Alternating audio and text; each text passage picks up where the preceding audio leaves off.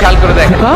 উস্তাদ, খোকা আমাকে বাঁচা, আমার উপরে খুব আযাব হচ্ছে। উস্তাদ আপনি 20 বছর ধরে ইমামতি করেছেন, না জানি কত অসহায় মানুষকে সাহায্য করেছেন, আপনার কি কোনো আমলি কাজে আসেনি? আমার সব আমলি কাজে এসেছে। আমি মরার আগে প্রতিবেশীর কাছ থেকে একটা সুই নিয়েছিলাম। আমি ওই সুইটা আলমারিতে রেখে দিয়েছিলাম, কিন্তু সেই সুই আমি ফিরিয়ে দিয়ে আসতে পারিনি। রিয়াজ ভাই, হ্যাঁ ভাই। ভাই রাত্রে আমার স্বপ্নে তোমার আব্বু এসেছিল। আমি মরার আগে প্রতিবেশীর কাছ থেকে একটা সুই নিয়েছিলাম, কিন্তু সেই সুই আমি ফিরিয়ে দিয়ে আসতে পারিনি। ঠিক আছে ভাই, তুমি দাঁড়াও, আমি এখনই দেখছি।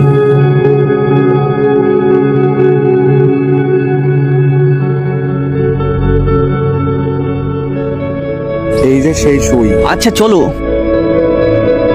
শরীফ ভাই,